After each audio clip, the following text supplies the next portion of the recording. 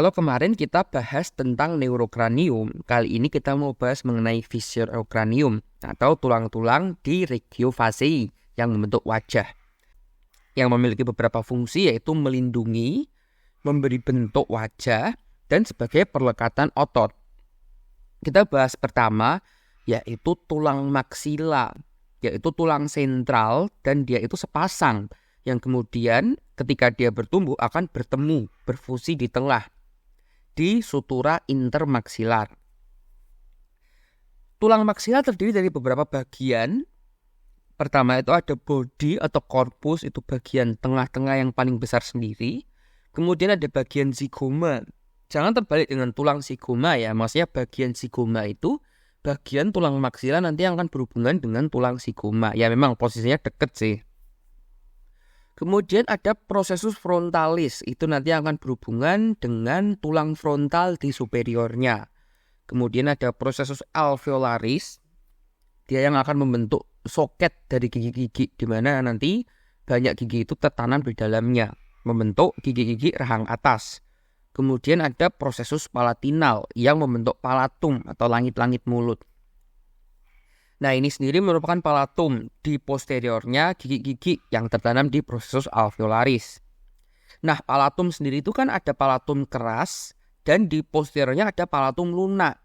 Nah, palatum keras itu karena processus palatinal tulang maksila. Nah, kemudian di posteriornya dia akan bergabung dengan tulang palatinal atau tulang palatum, membentuk palatum lunak yang berada di posterior. Ada beberapa landmark penting. Pertama itu sinus maxillaris, yaitu rongga udara di tulang maksila. Lokasinya sedikit di atas gigi-gigi posterior dan atas. By the way, sinus ini ya sama kayak sinus yang ada di wajah ya. Ada 4 macam, maxillaris, nasal, frontal, dan sphenoid. Kemudian ada foramen infraorbital. Sesuai namanya, foramen itu lubang, lokasinya di infraorbital. Bawahnya orbital dikit. Di dekatnya tulang zigoma malahan. Fungsinya itu membawa saraf sensorik dari cabang saraf krania 5, cabang kedua nervus dan arteri vena infraorbital yang keluar di foramen ini. Kemudian ada foramen incisivum atau foramen nasopalatina, ya sesuai namanya, incisivum. Nah, lokasinya itu di tengah dan posterior gigi incisif rahang atas, kanan dan kiri. Isinya ada nervus nasopalatina dan arteri vena sphenopalatina yang memberi vaskularisasi dan inervasi di daerah sekitar langit-langit mulut di bagian anterior. Dan terakhir, ini sebenarnya di tulang palatum sih, tapi tidak apa-apa kita tambahin, ada foramen palatina mayor dan minor yang isinya itu membawa arteri, vena, dan nervus palatina mayor dan minor, yang mayor lewat mayor, minor lewat minor, yang memberi inervasi dan vaskularisasi di palatum bagian posterior. Kemudian ada tulang zigoma, yaitu tulang pipi, karena membentuk tonjolan pipi di sebelah mata. Dia itu tulang yang banyak sekali menghubungkan tulang frontal, temporal, sphenoid, dan maksila. Dan dia juga membentuk arcus atau busur yang melindungi mata dari sisi lateral. Dia juga menjadi perlekatan otot mastikasi atau pengunyahan. Terbagi menjadi 3 bagian, frontal, maksilaris, dan temporal. Tergantung dia lokasinya mana yang lebih dekat.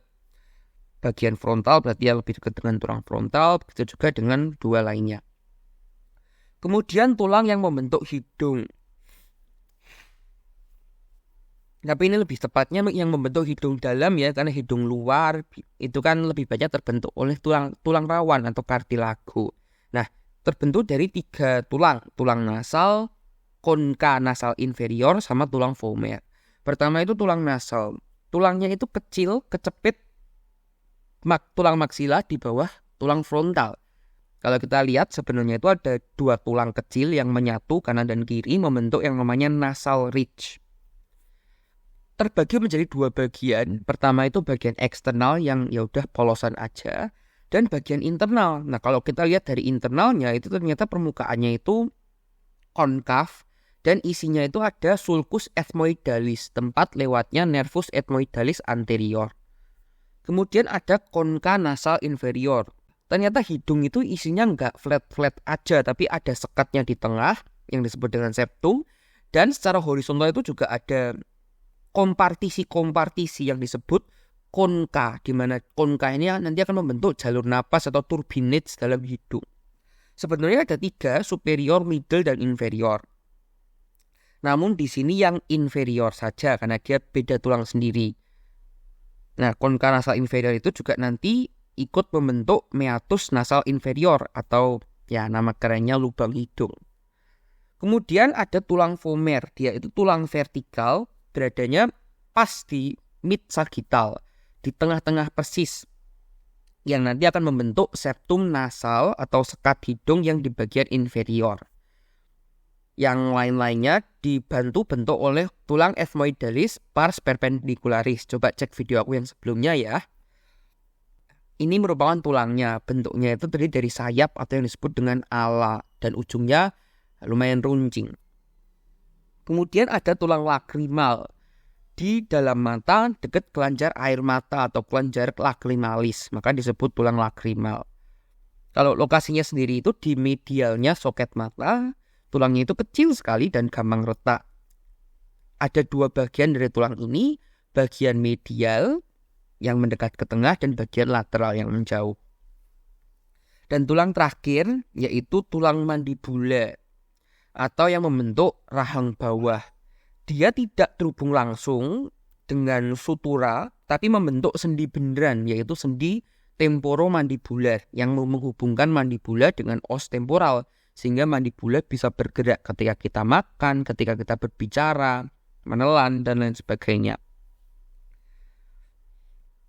Ada beberapa bagian. Pertama itu bagian condylus atau kondil itu artinya tonjol, di mana nanti dia akan membentuk sendi. Kemudian di anteriornya ada tonjolan kecil yang lebih lancip namanya processus styloid. Kemudian ada bagian vertikalnya yang disebut dengan ramus. Kemudian ada bagian sudut yang disebut dengan angulus, ada bagian horizontal yang besar disebut dengan body atau corpus, ada sama seperti rahang atas, ada soket gigi-gigi yang disebut processus alveolaris, dan mandibula itu pertumbuhannya juga nggak langsung jadi tulang, tapi secara bertahap, di mana ada kanan dan kiri kemudian bertumbuh. Nah, ketika mereka bertemu menjadi satu, itu mereka akan bertemu di daerah yang namanya sinfisis. Nah, ada beberapa struktur penting lainnya. Pertama itu ada kondil, karena dia akan membentuk hubungan dengan sendi temporomandibular. Nah, ini ada kondilnya, kemudian ada sama seperti di sendi pada layaknya ada bantalan sendi, ada cairan sinovialnya, dan kemudian dia akan berartikulasi dengan yang namanya fossa mandibularis di tulang temporal. Kemudian ada foramen mandibular. Kalau kita lihat dari sisi medial, kalau tulang ini kita balik dari sisi dalam, kita akan melihat ada sebuah lubang kecil di ramus mandibula. Dia itu jalur lewatnya nervus mandibularis yang nanti akan terus masuk sampai dia akan masuk ke tulang mandibula, jalan di situ sampai nanti ke posisi paling anterior. Nah, kalau kita lanjutin nervus mandibularis yang masuk itu akan melewati yang namanya canalis mandibularis, yaitu ya udah bentuknya seperti terowongan di tulang mandibula. Nah, ketika nervus mandibularis itu masuk sini, kita sebutnya nervus inferior alveolar. Jadi dia akan mensarafi gigi gerigi melewati lubang namanya foramen apicalis. Di setiap gigi punya ini. Nah, kemudian canalis mandibularis itu kan juga maju ke anterior ya, sampai suatu saat dia akan keluar di yang namanya foramen mental. Dia paling ujung dari saraf inferior alveolar, kemudian keluar di sekitar daerah dagu atau yang disebut dengan daerah mental. Sehingga nervus yang keluar di situ, nervus yang keluar dari foramen mentalis disebut juga dengan nervus mentalis. Oh iya, jangan lupa tonton video aku yang tentang neurokranium ya. Semangat anatominya!